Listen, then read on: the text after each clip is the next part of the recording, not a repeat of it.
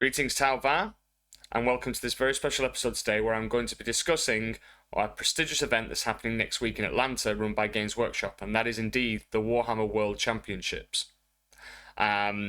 This event is going to be inviting champions from around the world, from all different countries, representing the pride of their nation, whilst also their pride as an individual to have gotten a golden ticket and have the chance to battle it up against some of the toughest competition we will ever see.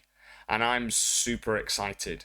Generals from across the globe rocking their factions of choice. It's just going to be amazing, and I'm really excited. So, what have I been doing recently? Apologies for being quite quiet. I've been heavily involved in tournaments and doing lots of content within my Discord in the Puretide Program. I've been at the Battle of Britain, practicing with Team England, and I've also got the International Teams Tournament coming up this weekend. Again, so really heavy on the tournaments for me, really heavy on the teams practice because I think teams is so much fun. But without kind of going too much in detail on the team stuff, I'm going to jump straight into the Warhammer Championships. Now, there has been a document shared pretty much in every chat I'm in, and a lovely Discord, I think it's a Swedish Discord, has provided a document where it's compiled all of the lists, all of the factions, and it's made it so much easier to see what's out there. And whoever's created this, hats off to you, you're an absolute legend, and sorry that I'm shamelessly stealing your document for content. So, let's look into this document. So, quick note here, it highlights the amount of different factions that are taken and the percentage of the field. So you'll see here that the top 5 factions are Necrons with 30 players, that's 10%, just over 10% of the field, 26 Astra Militarum, just short of 10%, 17 Blood Angels, 16 Tau, and 15 Adeptus Sororitas. And then the rest of the field, Tyranids, Eldar, Death Guard, Demons. So there's quite a nice spread. A couple of things that have shocked me, but kind of not. The Blood Angels, and I didn't really get shocked by Astra Militarum, but I was a bit surprised to see Necrons being the top represented faction. I would have assumed it would have been Astra Militarum. So, let's have a look into the Tau lists. Now, we've got Brandon Valley, and he says in this list Croup Party, and I was like, oh, he's been a boss and taken Croup. But it's Kyle. So he's gone with Commander Shadowsun, a Cold Star with 2 burst cannons, Cyclic Ion Blaster, 2 gun drones, high output burst cannon exemplar of the Kion for the mass shots and being able to do the sustain hits 2 from turn 2. Shadowsun is a really good multiplier within lists for the reroll 1s, but also to make use out of stratagems like Wall of Mirrors. And she's a lone op, and she's got 2 pretty good fusions that can help pop transports and tackle some tanks. Dark Strider for the no deep strike within 12. This is a very common pick, especially with the increase in 3-inch deep strikes, and also a lot of armies like Demons, and then the Tempest Aquilans from Guard. 2 Breach teams, 2 dedicated transports of Devilfishes, armed with the Seekers and the Twin Pulse Carbines. A Starside team all with bursts, or gun drones and marker drone, gun drones, shield drones, the usual loadout to keep bringing it down to 2 points, because rather than giving every crisis suit a shield drone, we go gun drone, marker drone on the team leader, and then 2 shield and 2 gun on the other 2. 2 single Krutox riders, action monkeys, and they're pretty durable, and they need something substantial to kill them because they're T6 5 wounds. 3 single piranhas, really good for just, again, hunting transports, the battle shock ability, whilst also being able to pump out the Seekers and the Fusions to deal with light armor, or sometimes punch up into big armor. Then he's got the 2 Riptides, rather than the triple Riptide, 3 Skyrays, 2 Stealth, and a Vespid team. So Vespid teams are going to be commonly used now in lists because of the uppy downy ability. It's super strong for secondaries and also having a mobile screen. What I like about his list is that obviously he's still got the Riptides and lots of action units, lots of small MSU pieces to slow the game down, but the triple Skyray is definitely a reaction to quite a tank heavy meta right now, especially looking at Guard and Sisters. Now, I'm going to be kind of roughly going through these lists because I don't want to be going too much into kind of detail out of respect to the players, simply because, you know, as much as I know Tau inside out, I don't want to be going through any kind of battle plans and various things and speculating simply because it could give unfair advantage to our fellow Tau brothers for anyone watching. Then we've got, and I apologise if I kind of butcher anyone's names, but Danielle de Gemini has gone with Kion. 2 Cadre Fireblades, actually 3 Cadre Fireblades, all with the gun drones to really make use out of the extra shots, and obviously they have the crack shot ability, so it gives an extra AP on 6s to wound, and with them being twin linked, it's just a nice little force multiplier for those cadres. Shadow Sun, 3 Breacher teams, 3 Devilfish, armed with Seeker missiles and smart missile systems. Now, I like this because even though smart missile systems are not doing much as a singular entity, when you equip them in mass, you can chip away at people's scoring pieces, or MSU, so many small units, just to put pressure on. And then obviously when it gets into the Kion turns, the sustain hits 1/2 is going to help add a bit more quantity to your firepower. Hammerheads. 2 railguns. Again, smart missile system seekers. If I was to do a Kion list, I would definitely be having at least 2 hammerheads with railguns. So Danielle is definitely going down the right route there, and it's to tackle things like tank commanders, castigators, because you can just one-shot things, and everybody fears a railgun. A Crew Carnivore squad. A 2nd Crew Carnivore squad. Sticky objectives, stealth, and scout move 7 is extremely potent, and these are the equivalent to things like Catachan jungle fighters. Just cheap trading units that have a function. They're not going to be doing any damage, but they're definitely going to be slowing an enemy down. A Pathfinder team with the typical 3 iron rifles, recon drone for infiltrate, and because they have scout, it's an incredibly potent combination of 2 abilities, because you can be aggressive, but also can use your scout move to be either 1, more aggressive, or defensive and scout move back to safety. Triple Skyray. So you're noticing a theme here. It's load up on anti-tank, and they've got 2 railguns and 3 Skyrays. And what I like about Skyrays in Kion is that they're a perfect unit to utilise the coordinate to engage stratagem. So having a Skyray pop out and double team something, so it could be, I don't know, here's a Lehman Russ. Well, what I'm going to do is I'm going to spot a Skyray for the other Skyray, use coordinate to engage, so they both get the extra ballistic skill. But if it already has the marker light keyword, it also ignores cover. And as Skyrays have marker lights built in, I can see why Skyrays are now becoming more popular, especially with the meta being quite tank heavy. And then triple Vespid. But triple Vespid and 1 unit of 10. Interesting and spicy. I've not tested this yet, so I'll be really interested to see how that goes for him.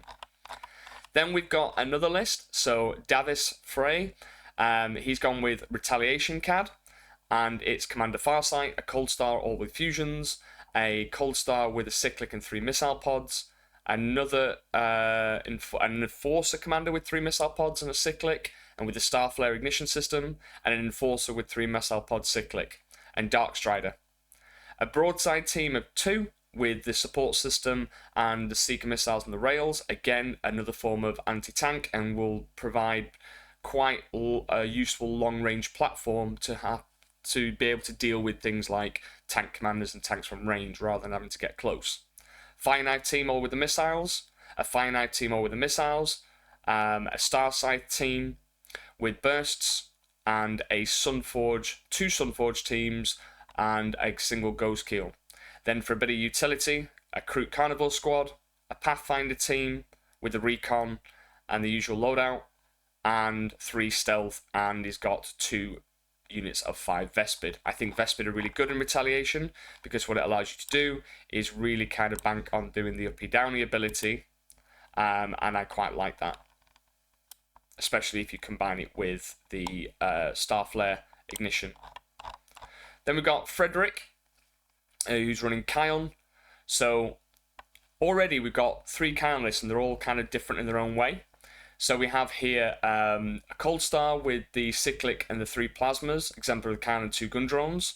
And we've got another Cold Star with a Cyclic, 2 gun drones and 3 Plasma, and an Enforcer with a Cyclic and 3 Fusion.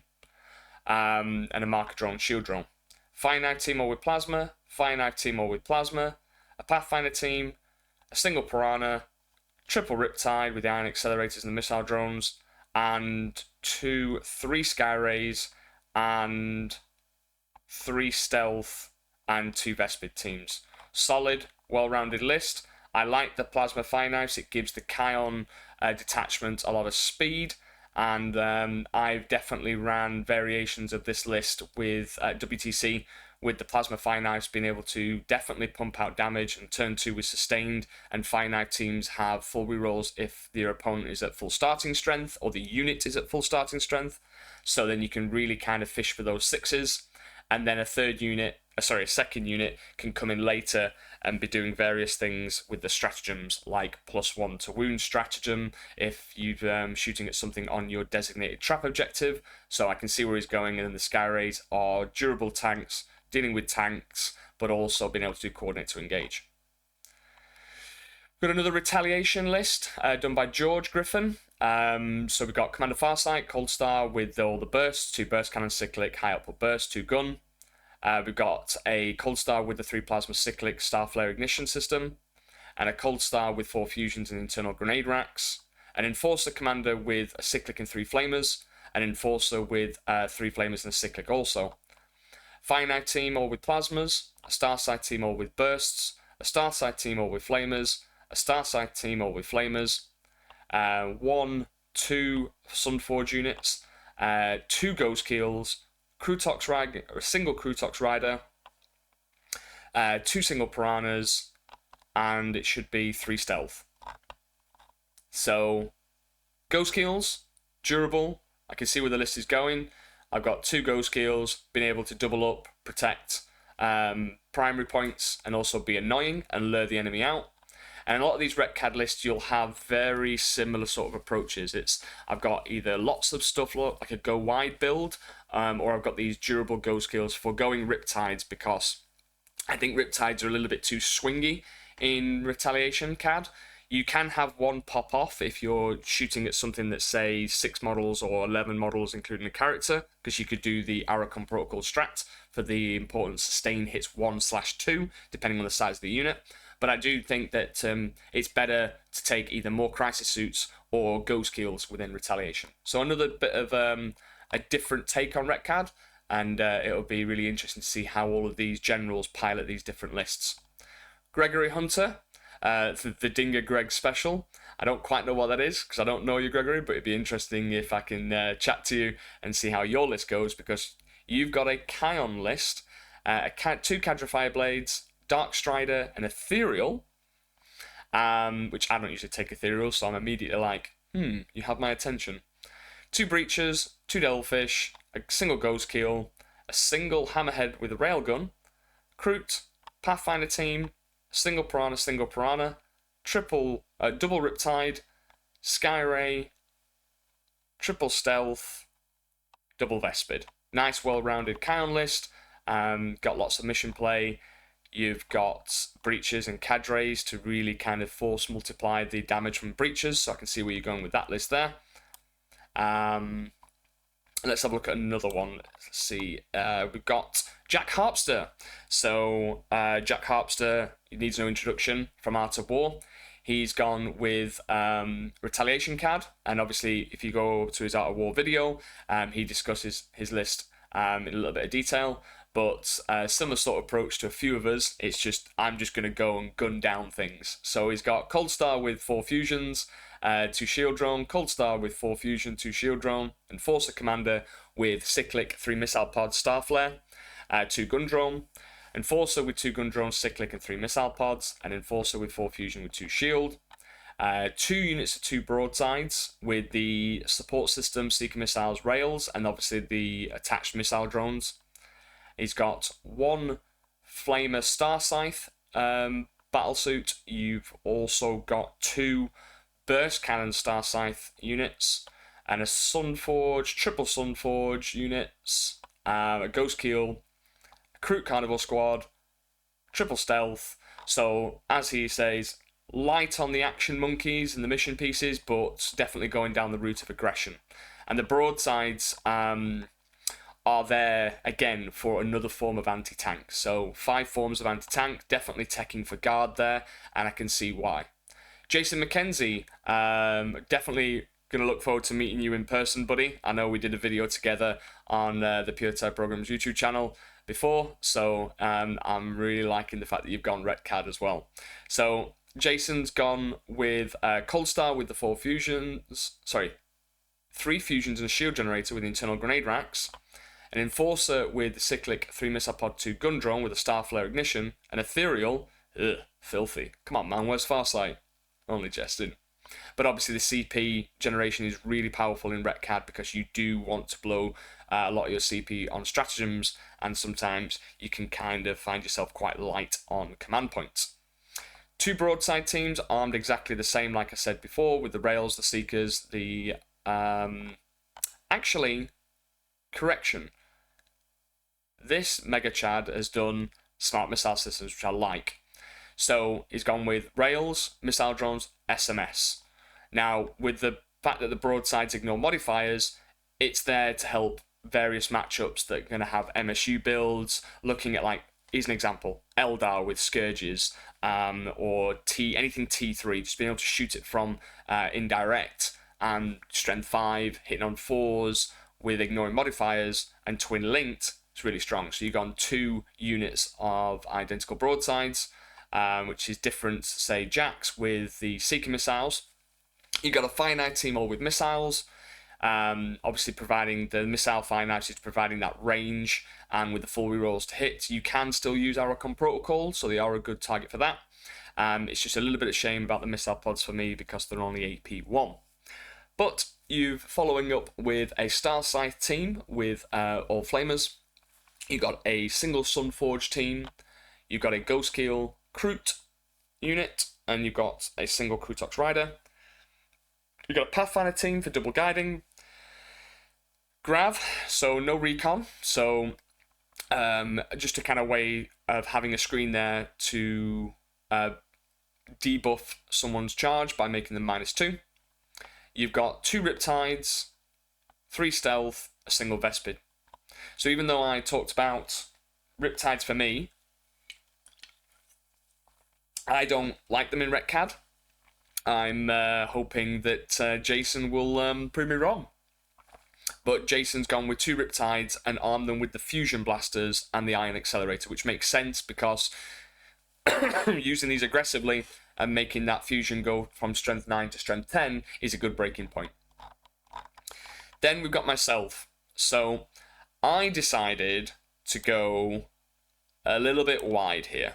I decided that I was having so much fun with a previous iteration of my list that I wanted to absolutely kind of relive the 8th edition days and go commander spam with crisis suits, and that's exactly what I did.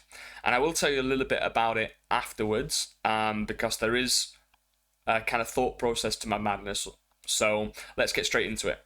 So I took Commander Farsight, simply because Commander Farsight in any unit with that +1 to wound and being able to drop him 3.1 away really allows you to get your buff off of the +1 to wound.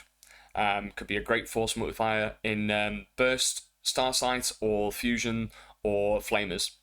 I got a Commander Cold Star with 2 bursts, cyclic, and a high output burst, and a Marker Drone Shield Drone. Now I've got a Marker Drone Shield Drone on every single commander, apart from my Uppy Downy commander who's got 2 Shield Drones because I want him to survive more. The reason I've done the Marker Drone Shield Drone is simply because I found in my experience they very rarely kill the entire Crisis team plus the commander. So if they kill my Crisis team, then at least I've still got a commander who hits on 3s normally, so doesn't necessarily need to be guided, but can guide and have that Marker Drone to bestow ignores cover on the unit he is guiding.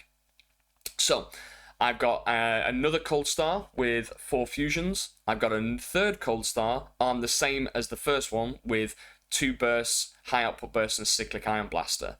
So that boy is running total of 16 burst cannon shots in total, because it's 8 from the high output burst and then 8 from the 2 burst cannons and a cyclic. So 19 shots, and if you happen to attach it to the burst Star Scythe, those burst cannons are going to be AP1. If they happen to be within 6 inches, it's going to be AP2. And 9 times out of 10, they're going to be ignoring cover. And if they're shooting at anything big, then in terms of like unit size of like 6 or 11, they're going to be doing sustain hits 1/sustain hits 2. Now, that's 24 burst cannons from a Star Scythe unit, 16 from him, so that's 40, and then you're going to have 3 cyclics, so that's 43 shots plus gun drones, so quite a big Daka unit. Then I've got 3 enforcers. One of the enforcers is 4 flamers, and one of the enforcers is 4 fusions. They can, obviously the enforcer guy doesn't have to go with the flamer unit, but again, I've found that having an enforcer with 4 flamers attached to a flamer Star Scythe unit is quite a good tool to have for various reasons. And I'm going to go into more of my tactics and gameplays within my Discord, so if you are interested, the link is in below. Please check it out, and I'm going to be doing a massive tournament review. I'll get onto that later, but let me talk about the rest of my list. I've got another enforcer, so the 3rd enforcer has got the 3 plasma rifles, cyclic iron blaster, and 2 shield drone with a Starflare ignition system to be able to go uppy downy, and if I go second, I can do it in turn 1. I've got a single battle line unit of strike teams for various reasons. They're a durable OC2 bodied unit, and they can guide, and they also prevent my opponent from just easily achieving various secret missions. So then let's get onto the meat of the list. I've got a finite team all with plasmas. I've got a Star Scythe team all with flamers, a Star Scythe team all with bursts, another Star Scythe team all with bursts, triple Sunforge. I've got a Kroot Carnival squad for the important sticky objectives, scout moves, stealth, and just kind of like a trading chaff piece. And I've got 3 units of stealth for the important guiding. And then I've got 2 singular 5-man units of Vespid. Again, really like the ability to go uppy downy, and I also really like their utility for achieving secondaries that would usually be difficult for Tau to achieve, without kind of like overextending. So things like engage on all fronts sometimes can force you to go out and get points, but then you're losing a valuable trading piece early just to achieve 2 points. Whereas Vespid can kind of cheekily find little tiny gaps because they're a small footprint, and being able to kind of have a mobile screen is very useful. So what I'm going to be doing in terms of one of the evolution pieces I've been doing within my Discord, which has had very good reviews and it's highly it's well received from my patrons, is that every time I go to a tournament, once a month, I will be reviewing this tournament step by step, round by round, utilizing TTS as a simulation, and giving you the plays, the moves, the tactics, my thought process. You will basically get an encyclopedia of in my brain when I'm in that game, and I'm going to be doing it for this Warhammer World Championships. So if you are wanting to sign up and make your game go from here to here and go to that next level competitively, come and join me in the Discord. Links are below. There's different packages, but this tournament review will be specifically for Chastel members only. So that is the highest tier that I offer, and you get the highest level of support from me, and it will really up your game to the next tournament level. Now, going on to a few more lists. So we've got Lewis Smith. So he needs no introduction. What an absolute hero, a gent. Did very well at the LGT, and I had the pleasure of speaking to Lewis directly, and we did a video on his LGT list, so go and check it out if you haven't already done so. He's gone with his pretty much tried and tested LGT list, as far as I can see. So it's 2 cadres, one with the Kion, enhancement for sustain hits on turn 2, Shadow Sun, 2 breachers, 2 Devilfishes with smart missiles, Ghost Keel, Kroot Squad, Pathfinder with recon, the triple Riptide, triple stealth, Tiger Shark. Tiger Shark is going to be a popular pick because on the GW boards, it's quite open. Now, we don't know what's going to happen with the pack, and I'll explain a little bit about that, my thoughts on it at the end. But I can see the Tiger Shark doing very well because they're quite, open in terms of the terrain. So this Tiger Shark is definitely something to be feared. Then we've got Manuel, and Manuel is running another retaliation list. So a lot of kind of similarities in all of our lists. Heavy on the commanders, heavy on the crisis suits. He's gone triple Cold Star, one with all fusion, one with all fusion, one with the bursts, 2 bursts, cyclic, prototype weapon system for the lethals or sustained. It's a 15-point enhancement, it's very good. The reason I don't take it is not really because I don't value it, it's because usually my lists are so tight that I just don't have 15 points to spare. He's gone with 3 enforcers, so 6 commanders, no Farsight. His enforcers are all with fusion, one all with flamers, and the other one all with missiles. And he's got an ethereal for the CP. Finite team, all with missiles. Star Scythe, all with bursts. Star Scythe, all with flamers. And then he's gone for 1, 2, 3 Sunforge units, Kroot Carnivore, Pathfinder, single Riptide, triple Stealth, 1 Vespid. So definitely a lot of these lists are favouring the triple Sunforge. I can see why. 4 up invuns kind of replace a little bit of the durability from a Riptide, but also are quite a good anti-tank answer. Especially when you put them with Cold Stars to give them the assault, so they're quite fast. Movement 12 with a D6 advance can get you into some nice places, especially if you're considering rapid ingress. Matthew Tweedell, smells like tuna and regret. I love your list name, mate. Commander Farsight, Cold Star all with fusions, internal grenade racks. So when you make a normal move, you basically count as doing grenades. You also equipped with the grenade keyword. So in a perfect scenario, if you end up moving a normal move, so you can't advance and do it. So you make a normal move, fly over somebody, drop some grenades on them, then do the grenade strat, and then if you happen to fire and fade, it's a normal move, and then you do the grenades again. So that's triple grenades in a perfect activation. Cold Star, 3 burst, high output bursts, prototype weapon system. Just going for the mass DACA shots. Okay, no cyclic, but you're just going for more shots. I'd probably still put a cyclic on there, but obviously these generals here have practiced their list, and they've done very well. So it would be kind of insulting for me to kind of critique their lists, because they've clearly done very well with it, and I'm sure a lot of them will prove me wrong if I have difference of opinions. So we've got a Cold Star battlesuit, all with the fusions and the Star Flare. So having that in a Sunforge unit can definitely be a threat from turn 1 if they're going second. So I kind of like that, and I did play around with that myself. Star Scythe team, all with flamers. Star Scythe, all with burst. 2 Sunforge units.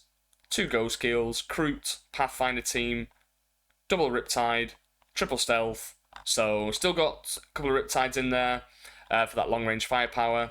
Got the anti-infantry, and obviously it's got 3 of the 3 of the enhancements. Mike Robertson has also gone Retaliation CAD. So Mike has gone with Commander Farsight, Cold Star. Again, bursts, cyclic, high output bursts. Another Cold Star, cyclic, 2 bursts, high output burst prototype weapon system. So he's loaded out his commanders just like me, but is putting Star Flare ignition on one of them and the prototype on the other. An enforcer with 4 fusions, an enforcer with 3 missile pods, and a cyclic. 2 strike teams. I do like 2 strike teams. I have played around with them, especially in my Battle of Britain list. I just chose to drop the second and putting another enforcer because I had 5 points spare. So it would be rude not to. Gone double strike. They're really good because the Guardian Drone gives them -1 to wound, and they can guide, and they have grenades, and they're just OC2, and they're durable, so they can't really be picked off by indirect, which I kind of like. Finite team, all with missiles. Star Scythe, all with bursts. Star Scythe, all with bursts. So that kind of telegraphs that the commanders, Cold Star commanders with bursts, are going with the bursts, right? 43 shots coming at you. Eat bullets, my friend. Sunforge. Ghost Kill. Double Riptide. Triple Stealth. So you're kind of having a lot of these. You've already got like 3 different archetypes of Ret CAD lists here. You've got ones that have still got the Riptides in, like 2 Riptides, and still everybody's kind of like banking on the Star Size because, if I'm being completely honest, 110 points is an absolute steal. They're very, very cheap for what they do. And obviously some of them have gone with Ethereals, some of them have gone with Farsight. Both kind of achieve the same thing. I think Ethereals just potentially can give you more CP, whereas Farsight, the reduction in CP helps you for that kind of go turn, but you don't really get any more than 1 or 2 activations from his ability to reduce the CP cost by 1. I am a little bit disappointed to see nobody taking the Puretide Engram chip. I was definitely going to take it because I do think it's powerful, and I've kind of done a bit of content around this and the application of it in my Discord, and I do think it has play because it's like 25 points, it's half an ethereal, but can give you loads of CP in a go turn, and I think that's really important. But again, if you want to know more, come and join, because I do go through lots of tactics and lots of definite kind of moves that you can play in your game that can just transform a game that was maybe in a losing state to a winning state. So then we got Stephen Crowley. He's gone with Kion. So Commander Farsight, Shadow Sun, Dark Strider, Broadsides, Star Scythe unit with Flamers. The Broadsides have got the Twin Plasma and the Weapon Support System. So interesting. No SMS, no Seekers, just Twin Plasma. Star Scythe with Flamers. They can be really good at guiding, because obviously they don't need to be guided, so they can really help you out in a pinch, because I think that Kion sometimes struggles. Yes, you can Wall of Mirrors, but having another unit that can just drop in and keep somebody honest can be very kind of useful. You got on Kroot, Pathfinder, double Riptide, double Skyray, Stealth, and a Tiger Shark. So, again, it's 2 lists now with Tiger Sharks. Tony Barrett, my man. Tony Barrett is an absolute legend. He was running Montcar at Battlefield Birmingham, and then at the Coventry 2-dayer, he actually brought Kroot. So I was very interested to see if he was going to kind of follow on the Kroot train or go back to his roots. And he's gone with Fast Gun Good, ? So Montcar it is. His list, Commander Shadowsun, an Enforcer Commander with a Cyclic and 3 Missile Pods, 2 Gundrone, Dark Strider, a Firesight team with a Strategic Conqueror. Interesting pick here. The Firesight team is a lone op, and obviously the Strategic Conqueror. To be while he's on the battlefield, you can pick an objective, and you basically count as an extra OC. And I'll get into like a couple of like things that I can see that he's done with his list, but I'm not going to go into too much detail because I don't want to give any information out to anyone that's listening to try and tech for these lists. So a War Shaper, he's gone Broadside team of 2. He's got a Star Scythe Burst team, a Hammerhead, all with Ions, SMS Seekers, Kroot Carnival squad, a Kroot Hound squad, a Pathfinder team, a 3rd Pathfinder team. Now, each of the Pathfinder teams, so 2 of the 3 Pathfinder teams have the Grab Drone, because obviously he's taken elements of the Kion list that can make you -2 to charge and put them in within the Montcar. So he's got 2 of them. They still have Scouts. They can still be kind of semi-aggressive, but they have the -2 to charge, and 1 of them with the Infiltrating Recon Drone, so they can infiltrate and scout. Then he's gone with 2 units of Stealth. He's got a Tiger Shark and 2 units of Vespid. So fast, mobile, and what I like here is there's some clever tech. For those Tau players out there, you should be aware of this, but there's some clever tech here with the War Shaper and the Kroot Hounds and the Strategic Conqueror. So I like what he's doing there, but again, I'm not going to go into detail out of respect because I don't want people watching my channel and knowing how to beat it. So, Trainer. I met Trainer, I played him once at LVO, and also I bumped into him and chatted with him and his wife. Hopefully everything went well with the pregnancy. But what I would say is that he's come with a list called Uwu. Oh, God. All right. So this one, I think, is pretty much identical to Jack's list, but let me run you through it anyway in case I'm wrong. So he's gone with a Cold Star with 2 bursts, Cyclic High Output Burst, Starflare Ignition System, Cold Star Battlesuit 4 Fusion, Enforcer Battlesuit 4 Fusion, an Enforcer 4 Fusion, an Enforcer with all Flamers. So I think that's the slight variant. Broadsides, Seeker Missile Support System, Missile Drones, Star Scythe all with bursts, Star Scythe or with Flamers. Star Scythe or with Flamers. So that's the change. That's the difference. I knew there was a slight difference. So he's gone with 2 Flamer units rather than 2 bursts. Sunforge, Sunforge, Sunforge tends to be a reoccurring pattern. A single Ghost Kill, Kroot Carnivore Squad, Stealth, Stealth, Stealth, no Vespid. So I do like the Flamers. I think they're very, very good.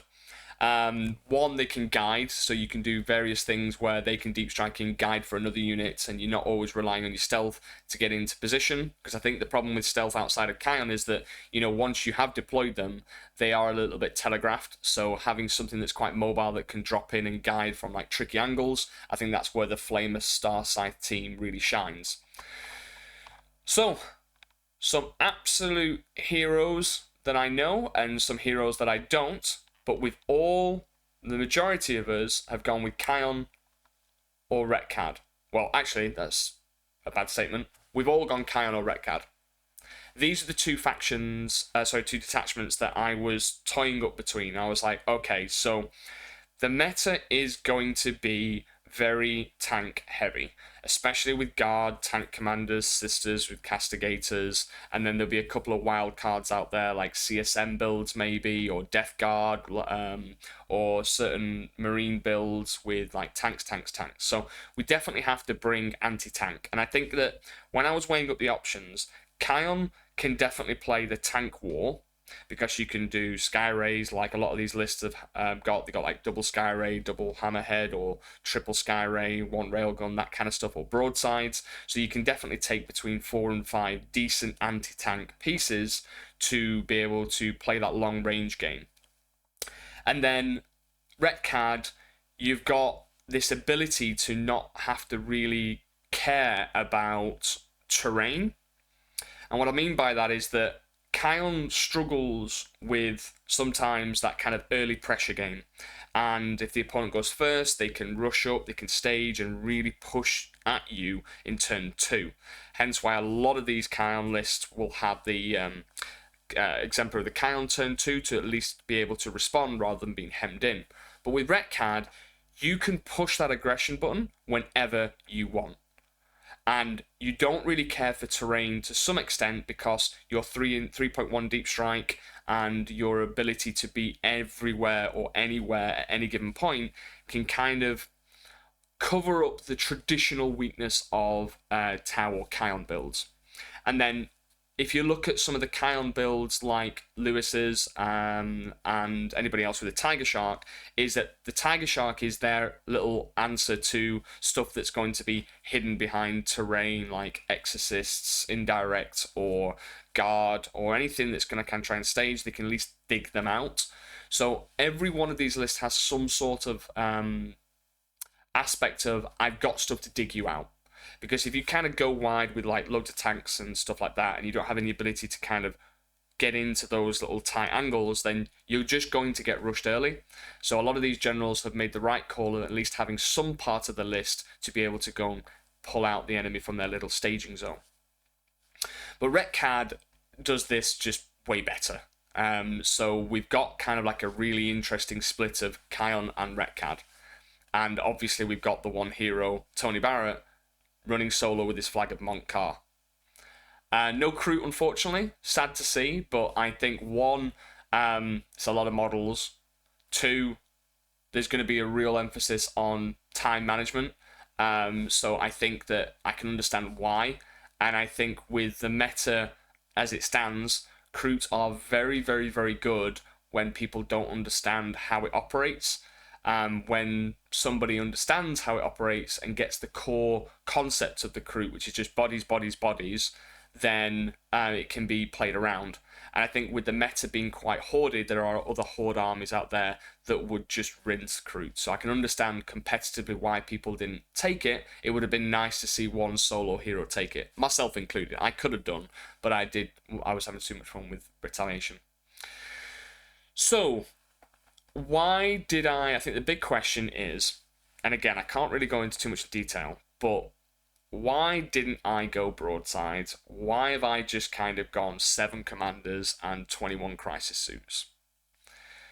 I had a gut feeling that from the calls that we had with Mike Brandt and the Warhammer team, the events team, the one thing that they're doing differently, which I love, by the way, is they are not giving us the pack until registration.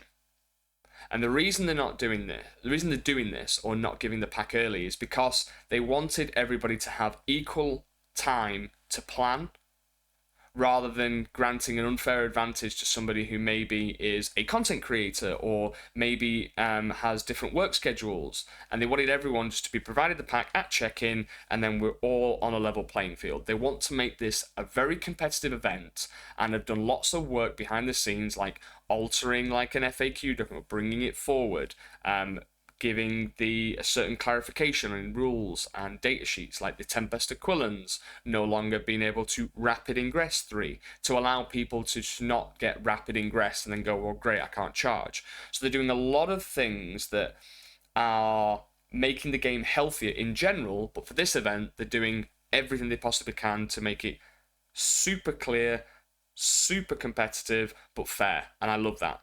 So my inkling was that, well, if they're not providing us the pack, and they don't want us to prepare or have an unfair advantage by preparing early, does that mean that they're going to have a completely new pack? A completely new terrain layout? I don't have any information. But it just made me start thinking, and I was like, the particular loadouts that everybody kind of hates if you're not a combat army, I think it's like 7 and 8. And broadsides and hammerheads and long-range firepower just are useless because it's very condensed. So I just thought, well, I'm going to have minimum time to prepare, because when I check in, I'm going to get a pack, and I'm going to be trying to go into complete analysis mode, analysing lists, matchups, terrain, missions, all that kind of stuff. I wanted to lessen the mental load and just have a clear battle plan. So I wanted to go speed is king, go wide build, have enough pieces to do mission play, have enough aggression, and also tackle certain matchups. I do think Guard are going to be incredibly strong. I do think they're going to have a very, very strong chance of winning the event. So I could try and tailor for that and make my list worse into other matchups. But I decided that, well, I think I'm going to run with this. I'm going to run with this, practice it, because I've had a lot of reps with it. And also it gives me a lot of information for pairings and matchups for my Team England activity that I'm doing. So I'm excited to run 7 commanders and 21 suits. It'd be interesting to see how the pack unfolds, if it is something completely new and different, which I hope it is. It could be a new pinnacle of the GW layouts going forward, and it wouldn't shock me if the design team or the rules team had planned something sneaky and something special and different. So I hope you've enjoyed this breakdown of lists. I will be doing content on the Atlanta Warhammer Championships. I'll try and utilize my time as best I can. It's going to be quite strenuous because there's 8 rounds. I'm obviously going to be wanting to bump into a lot of these players and chat, and maybe I can do some quick shorts. I don't know. But I'm really looking forward to it, and I'm really looking forward to the support that I've been given consistently when I go to events from the Puretide Program and everyone who watches my videos. So hopefully you'll be rooting for me and I can bring it home. But it's going to be a big ask, and I'm kind of over the moon just to be involved, because there's going to be loads of different swag that we're going to get. There's going to be loads of different rooms with like different themes going on. It's going to be one hell of event, and just participating in that event is already a win for me. And one thing that Mike Brandt was talking about on the calls was that you are all champions. You have all deserved a spot to be here and to celebrate the love of the game that we all play. So for me, I'm not going in with any expectations. I'm not going to stress about pairings and whatnot. I'm just going to go, have a great time, and pew pew pew get gunning down some enemies of the greater good. But I hope you've enjoyed this video, and honestly, I will put a link for the things that I've got going on in my Discord. If you're wanting to just get a different perspective on how to utilize this army to the best of your ability, then I'm the guy to speak to. I'm currently still #1 in the world. I'm renowned for all of my Tau shenanigans and tactics and my out-of-box thinking, and I've definitely helped a lot of people along the way. The Discord has been growing from strength to strength since I started. I mean, I started this journey just less than 2 years ago, and it's grown massively, and I cannot thank all my patrons enough, and I'd love to welcome more of you on board to be able to just enjoy your army better, perform better, and be more confident and gain that clarity that you need on the battlefield.